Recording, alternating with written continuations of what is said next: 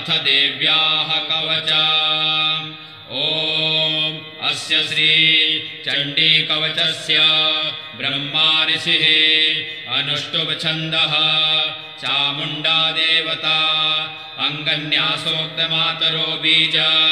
दिग्बन्ध देवतास्तत्त्वा श्रीजगदम्बा प्रीत्यर्थे सप्तसती पाठाङ्गत्वेन पाठे विनियोगः। ॐ नमश्चण्डिकायै। मार्कण्डेय उवाच। ॐ यद्गुह्यं परमं लोके सर्वरक्षाकरं नृणां यन्न कश्चिच्चिदाख्यातं तन्मे ब्रूहि पितामह। ब्रह्मोवाच। अस्ति गुह्यतमं विप्र सर्वभूतोपकारकं देव्यास्तु कवचं पुण्यं तच्छृणुस्व महामुने। प्रथमं शैलपुत्री च द्वितीयं ब्रह्मचारिणी तृतीयं चन्द्रघण्टेति कूष्माण्डेति चतुर्थकं पञ्चमं स्कन्दमातेति षष्ठं कात्यायनीति च सप्तमं कालरात्रीति महागौरीति चाष्टमं नवमं सिद्धिदात्री च नवदुर्गाः प्रकीर्तिताः। उक्तान्येतानि नामानि ब्रह्मणेव महात्मनाः। अग्निना दह्यमानस्तु शत्रुमध्ये गतोरणे विषमे दुर्गमे चैव भयार्ताः शरणं गताः। न तेषां जायते किञ्चित् अशुभमरणसङ्कटे नापदं तस्य पश्यामि शोकदुःखभयं नहि। येषु भक्त्या स्मृता नूनां तेषां वृद्धिः प्रजायते। ये त्वां स्मरन्ति देवेशि रक्षसे तान् न संशयः। प्रेतशस्ता तु चामुण्डा वाराही महिषासना ऐन्द्री गजसमारूढा वैष्णवी गरुडासना माहेश्वरी वृषारूढा कौमारी शिखिवाहना लक्ष्मी पद्मासना देवी पद्महस्ता हरिप्रिया श्वेतरूपधरा देवी ईश्वरी वृषवाहना ब्राह्मी हंस समारूढा सर्वाभरणभूषिता इत्येता मातरः सर्वाः सर्वयोगसमन्विताः नानाभरणशोभाढ्या नानारत्नोपशोभिताः दृश्यन्ते रथमारूढा देव्या क्रोधसमाकुलाः शङ्खं चक्रं गदां शक्तिं हलं च मुसलायुधं खेटकं तोमरं चैव परशुं पाशुमेव च कुन्तायुधं त्रिशूलं च सारङ्गमायुधमुत्तमं दैत्यानां देहनाशाय भक्तानामभयाय च धारयन्त्रायुधानीत्थं देवानां च हिताय वै। नमस्तेस्तु महारौद्रे महाघोरपराक्रमे महाबले महोत्साहे महाभयविनाशिनी त्राहि मां देवि दुष्प्रेक्षे शत्रूणां भयवर्धिनी प्राच्यां रक्षतु मामेन्द्री आग्नेयामग्निदेवता दक्षिणे वतु वाराही नैऋत्यां खड्गधारिणी प्रतीच्यां वारुणी रक्षेत् वायव्यां मृगवाहिनी उदीच्यां पातु कौमारी ऐशान्यां शूलधारिणी ऊर्ध्वं ब्रह्माणि मे रक्षेत् अधस्ताद्वैष्णवी तथा एवं 10 दिशो रक्षेत् चामुण्डा सवाहना जया मे चाग्रतः पातु विजया पातु पृष्ठतः अजिता वाम पार्श्वे तु दक्षिणे च पराजिता शिखामुद्योतिनी रक्षेत् उमा मूर्ध्नि व्यवस्थिता मालाधरी ललाटे च भ्रुवौ रक्षेत् यशस्विनी त्रिनेत्रा च भ्रुवोर्मध्ये यमघण्टा च नासिके शङ्खिनी चक्षुषोर्मध्ये श्रोत्रयोर्द्वारवासिनी कपोलोकालिका रक्षेत् कर्णमूले तु शाङ्करी नासिकायां सुगन्धा च उत्तरोष्टे च चर्चिका अधरे चामृतकला जिह्वायां च सरस्वती दन्तान् रक्षतु कौमारी कण्ठे देशे तु चण्डिका घण्टिकां चित्रघण्टा च महामाया च तालुके कामाक्षी चिबुकं रक्षेत् वाचं मे सर्वमङ्गला ग्रीवायां भद्रकाली च पृष्ठवंशे धनुर्धरी नीलग्रीवा वही कण्ठे नलिकां नलकूबरी स्कन्धयो खड्गिनी रक्षेत् बाहु मे वज्रधारिणी हस्तयोर्दण्डिनी रक्षेत् अम्बिका चाङ्गुलीषु च नखाञ्चूलेश्वरी रक्षेत् कुक्षौ रक्षेत् कुलेश्वरी स्तनौ रक्षेन्महादेवी मनः शोकविनाशिनी हृदये ललिता देवी उदरे शूलधारिणी नाभौ च कामिनी रक्षेत् गुह्यं गुह्येश्वरी तथा पूतना कामिकामेढ्याम् उदे महिषवाहिनी कट्यां भगवती रक्षेत् जानुनी विन्ध्यवासिनी जङ्गे महाबला रक्षेत् सर्वकामप्रदायिनी गुल्फयोर्नारसिंही च पादपृष्ठे तु तेजसी पादाङ्गुलीषु श्रीरक्षेत् पादाधस्थलवासिनी नखान्तष्टाकराली च केशाश्चैवोर्ध्वकेशिनी रोमकूपेषु कौबेरी त्वचं वागीश्वरी तथा रक्तमज्जावसामासान् यस्ति मेदांसि पार्वती अन्त्राणि कालरात्रिश्च पित्तं च मुकुटेश्वरी पद्मावती पद्मकोशे कफे चूर्णामणिस्तथा ज्वालामुखी नखज्वाला मवेद्या सर्वसन्धिषु शुक्रं ब्रह्माणि मे रक्षेत् छायां छत्रेश्वरी तथा अहङ्कारं मनोबुद्धिं रक्षेन्मे धर्मधारिणी प्राणापानो तथा व्यान मुदानं च समानका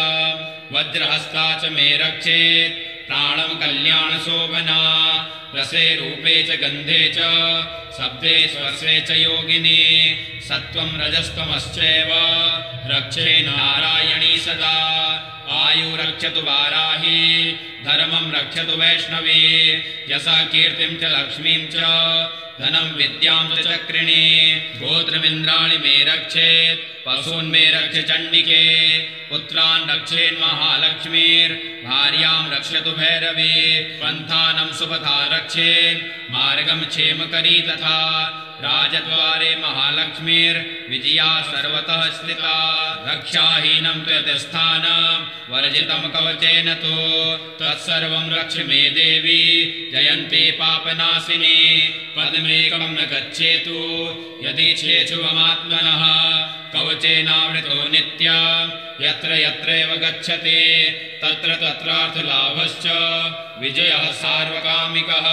यं यं चिन्तयते कामं तं तं प्राप्नोति निश्चितं परम् ऐश्वर्यमतुलां प्राप्स्यते भूतले पुमान् निर्भयो जायते मर्त्यः संग्रामे स्वपराजितः त्रैलोक्ये तु भवेत् पूज्यः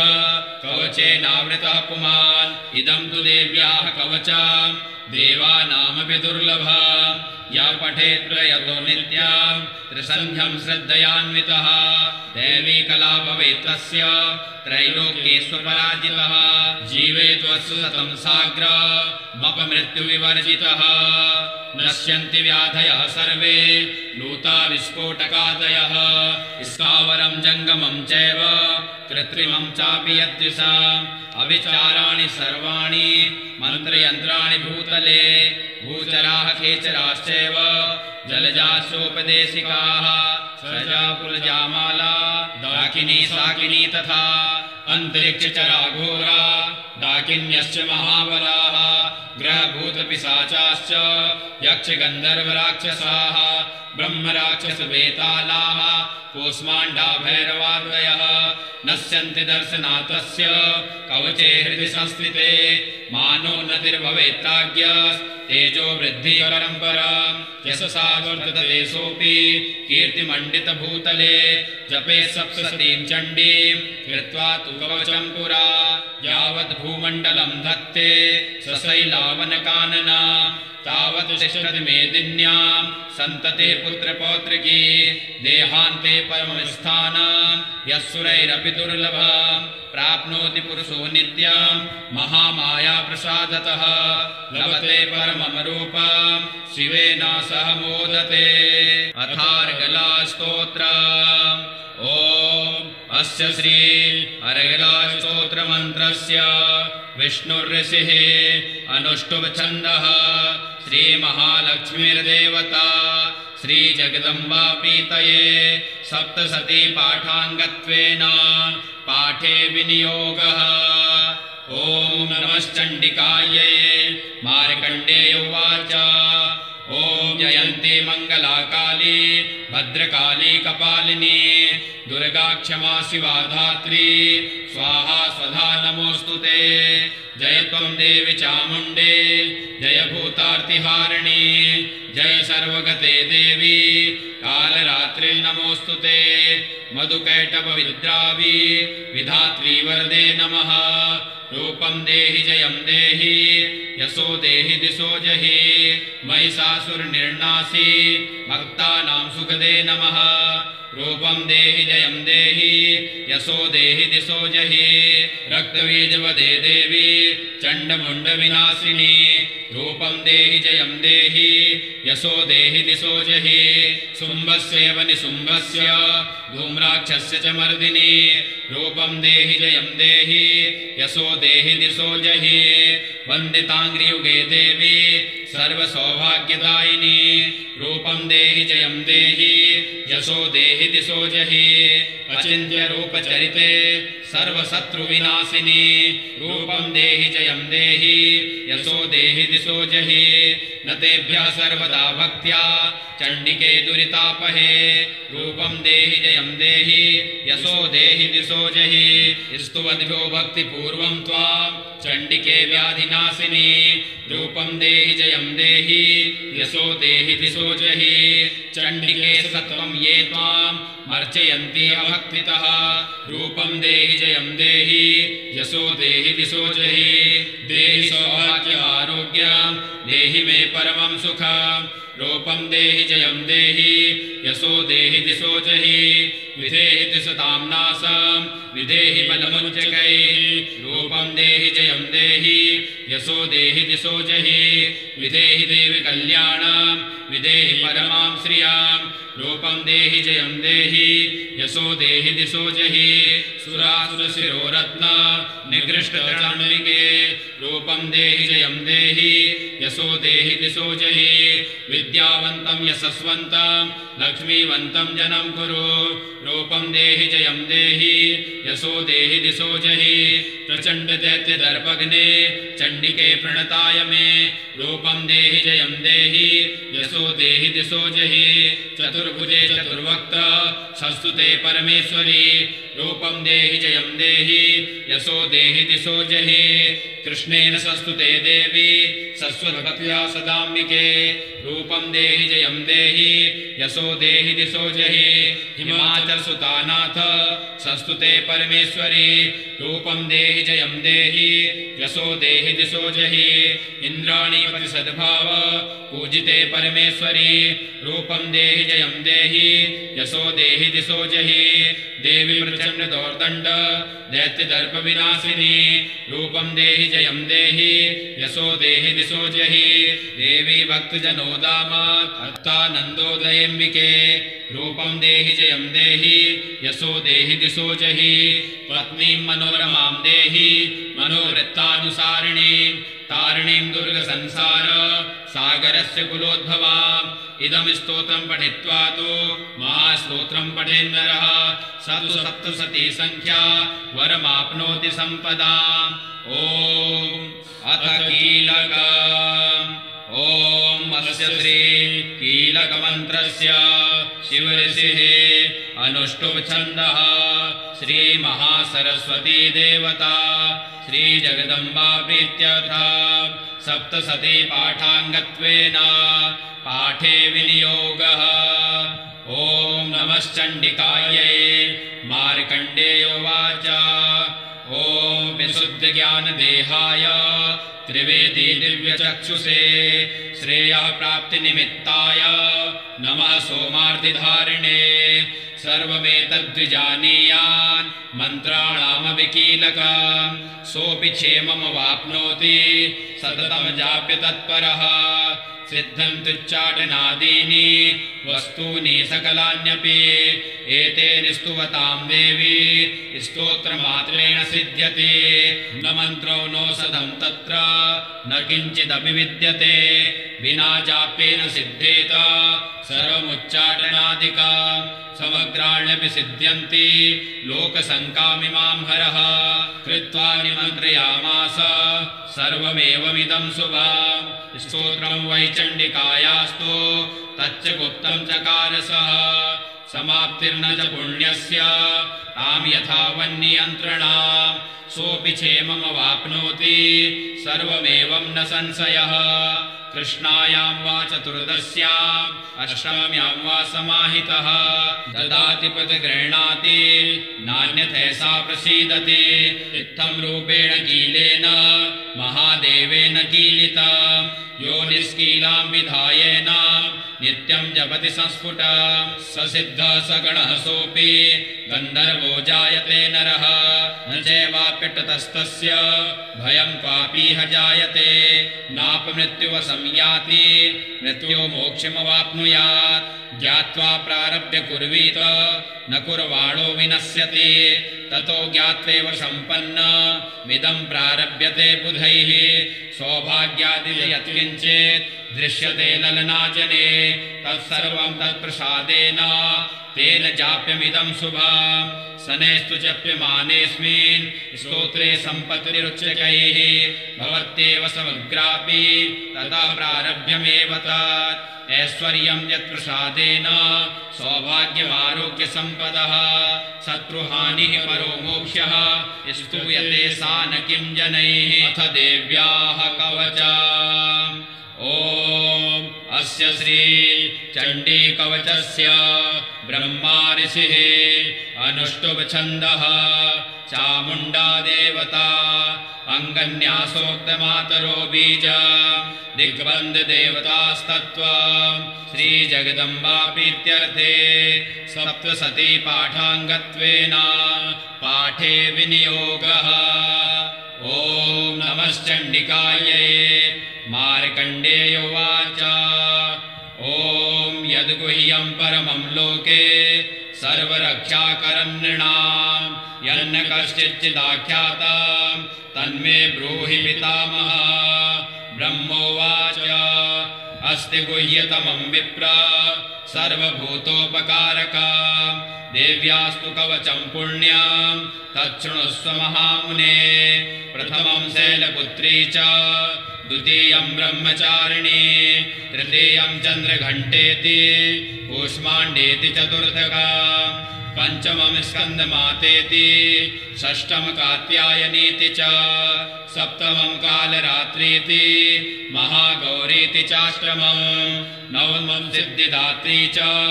नवदुर्गाः प्रकीर्तिताः उक्तान्येतानि नामानि ब्रह्मणेव महात्मनाः अग्निना दह्यमानस्तु शत्रुमध्ये गतोरणे विषमे दुर्गमे चैव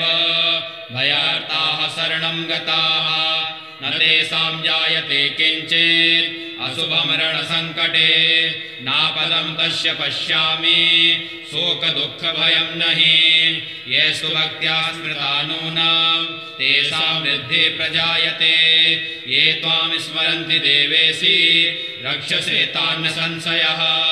प्रेतशस्ता तु चामुण्डा वाराही महिषासना ऐन्द्री गजसमारूढा वैष्णवी गरुडासना माहेश्वरी वृषारूढा कौमारी शिखिवाहना लक्ष्मी पद्मासना देवी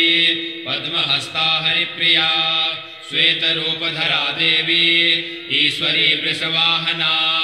ब्राह्मी हंस समारूढा सर्वाभरणभूषिता इत्येता मातरः सर्वाः सर्वयोगसमन्विताः नानाभरणसौभाढ्या नानारत्नोपशोभिताः दृश्यन्ते रथमारूढा देव्या क्रोधसमाकुलाः शङ्खं चक्रं गदां शक्तिं हलं च मुसलायुधं खेटकं तोमरं चैव परशुं पाशुमेव च कुन्तायुधं त्रिशूलं च सारङ्गमायुधमुत्तमं दैत्यानां देहनाशाय भक्तानामभयाय च धारयन्त्यायुधानीत्थं देवानां च हिताय वै नमस्तेस्तु महारौद्रे महाघोरपराक्रमे महाबले महोत्साहे महाभयविनाशिनी त्राहि मां देवि दुष्प्रेक्षे शत्रूणां भयवर्धिनी प्राच्यां रक्षतु मामेन्द्री आग्नेयामग्निदेवता दक्षिणेवतु वाराही नैऋत्यां खड्गधारिणी प्रतीच्यां वारुणी रक्षेत् वायव्यां मृगवाहिनी उदीच्यां पातु कौमारी ऐशान्यां शूलधारिणी ऊर्ध्वं ब्रह्माणि मे रक्षेत् अधस्ताद्वैष्णवी तथा एवं 10 दिशो रक्षेत् चामुण्डा स्ववाहना जया मे चाग्रतः पातु विजया पातु पृष्ठतः अजिता वाम पार्श्वे तु दक्षिणे च पराजिता शिखामुद्योतिनी रक्षेत् उमा मूर्ध्नि व्यवस्थिता मालाधरी ललाटे च भ्रुवौ रक्षेत् यशस्विनी त्रिनेत्रा च भ्रुवोर्मध्ये यमघण्टा च नासिके शङ्खिनी चक्षुषोर्मध्ये श्रोत्रयोर्द्वारवासिनी कपोलोकालिका रक्षेत् कर्णमूले तु शाङ्करी नासिकायां सुगन्धा च उत्तरोष्टे च चर्चिका अधरे चामृतकला जिह्वायां च सरस्वती दन्तां रक्षतु कौमारी कण्ठदेशे तु चण्डिका घण्टिकां चित्रघण्टा च महामाया च तालुके कामाक्षी चिबुकं रक्षेत् वाचं मे सर्वमङ्गला ग्रीवायां भद्रकाली च पृष्ठवंशे धनुर्धरी नीलग्रीवा वही कण्ठे नलिकां नलकूबरी स्कन्धयो खड्गिनी रक्षेत् बाहु मे वज्रधारिणी हस्तयोर्दण्डिनी रक्षेत् अम्बिका चाङ्गुलीषु च नखाञ्चूलेश्वरी रक्षेत् कुक्षौ रक्षेत् कुलेश्वरी स्तनौ रक्षेन्महादेवी मनः शोकविनाशिनी हृदये ललिता देवी उदरे शूलधारिणी नाभौ च कामिनी रक्षेत् गुह्यं गुह्येश्वरी तथा पूतना कामिकामेभ्याम् उदे महिषवाहिनी कट्यां भगवती रक्षेत् जानुनी विन्ध्यवासिनी जङ्गे महाबला रक्षेत् सर्वकामप्रदायिनी गुल्फयोर्नारसिंही च पादपृष्ठे तु तेजसी पादाङ्गुलीषु श्रीरक्षेत् पादाधस्थलवासिनी नखान्तष्टाकराली च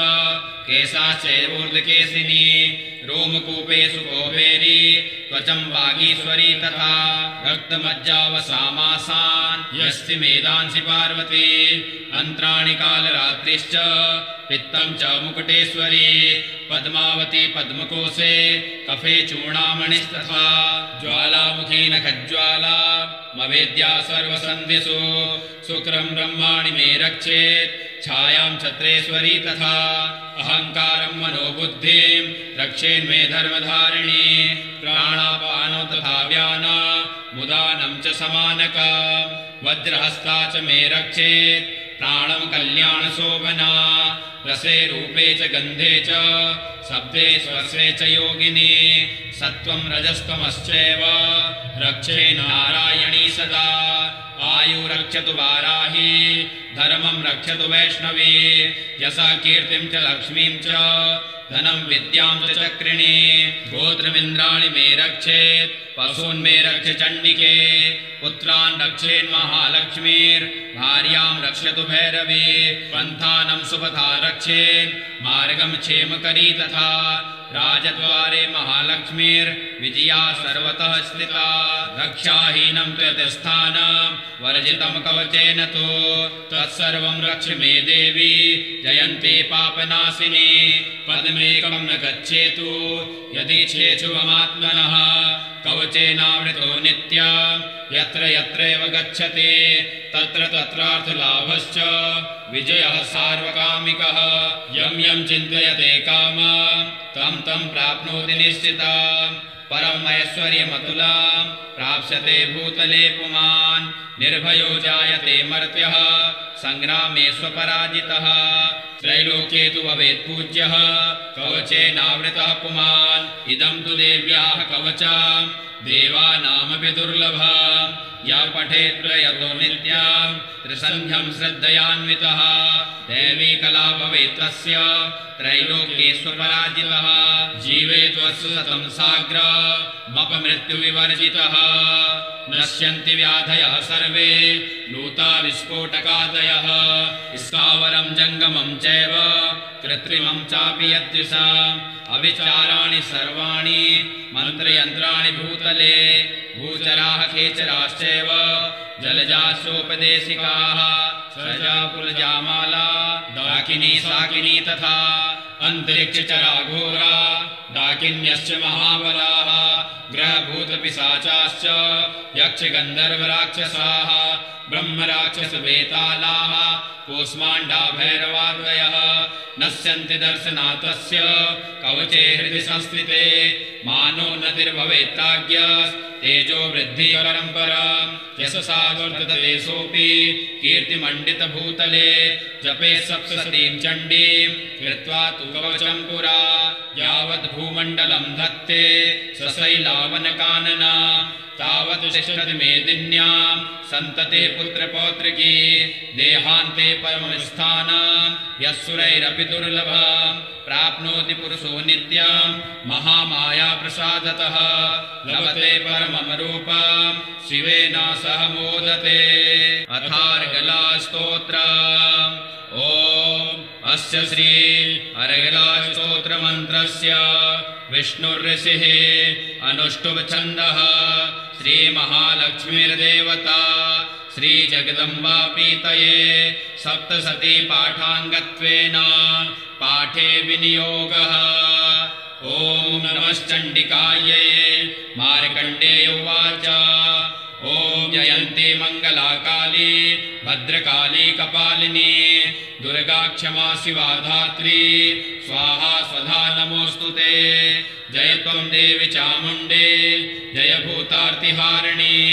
जय सर्वगते देवी कालरात्रि नमोऽस्तुते मधुकैटभविद्रावी विधात्री वरदे नमः रूपं देहि जयं देहि यशो देहि दिशो जहि महिषासुरनिर्नाशी भक्तानां सुखदे नमः रूपं देहि जयं देहि यशो देहि दिशो जहि रक्तबीजवदे देवी चण्डमुण्डविनाशिनी रूपं देहि जयं देहि यशो देहि दिशो जहि शुम्भस्यैव निशुम्भस्य धूम्राक्षस्य च मर्दिनी रूपं देहि जयं देहि यशो देहि दिशो जहि वन्दिताङ्घ्रियुगे देवी सर्वसौभाग्यदायिनी रूपं देहि जयं देहि यशो देहि दिशो जहि अचिन्त्य रूपचरिते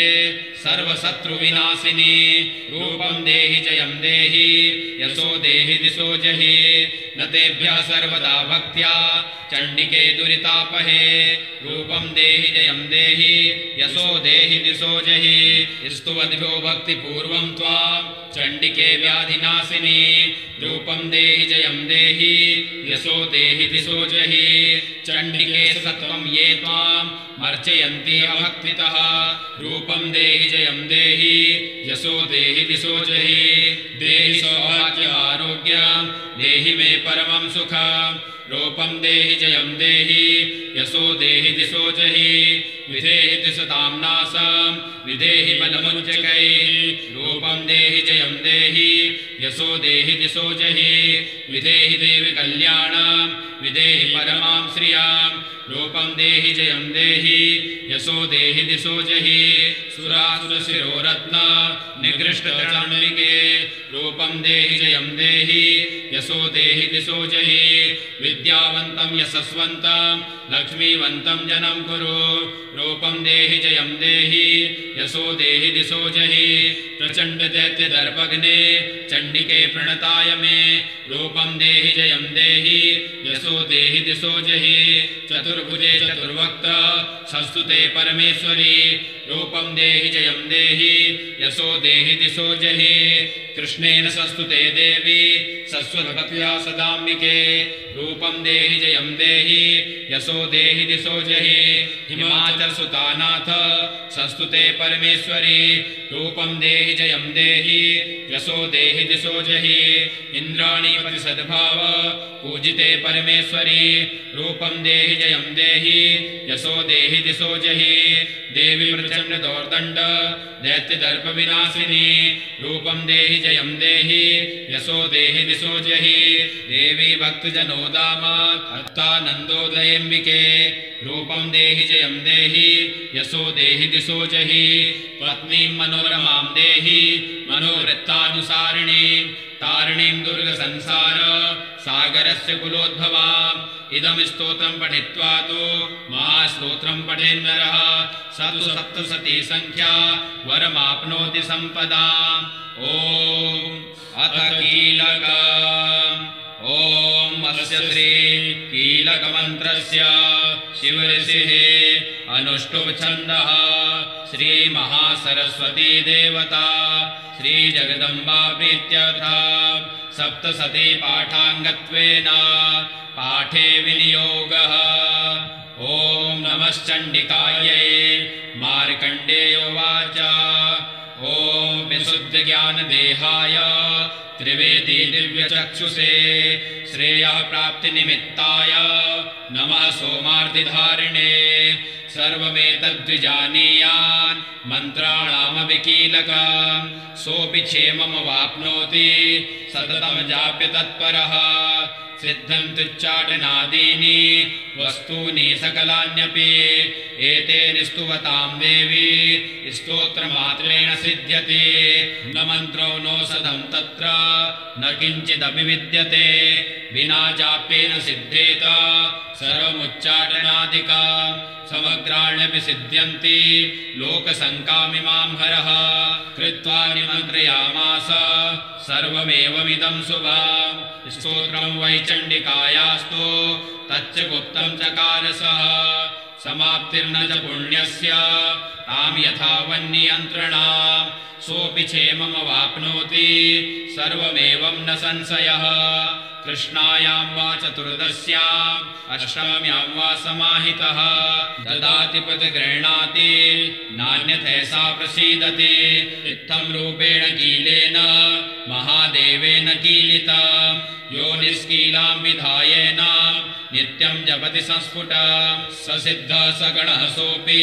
गन्धर्वो जायते नरः न चैवाप्यतस्तस्य भयं क्वापीह जायते नापमृत्युवशं याति मृत्यो मोक्षमवाप्नुयात् ज्ञात्वा प्रारभ्य कुर्वीत न कुर्वाणो विनश्यति ततो ज्ञात्वेव सम्पन्न मिदं प्रारभ्यते बुधैः सौभाग्यादिव यत्किञ्चित् दृश्यते ललनाजने तत्सर्वं तत्प्रसादेन तेन जाप्यमिदं शुभम् सनेस्तु जप्यमानेऽस्मिन् स्तोत्रे सम्पत्तिरुच्यकैः भवत्येव समग्रापि तदा प्रारभ्यमेव तत् ऐश्वर्यं यत्प्रसादेन सौभाग्यमारोग्यसम्पदः शत्रुहानिः परो मोक्षः स्तूयते सा न किं जनैः ॐ श्री भगवत्यै नमः।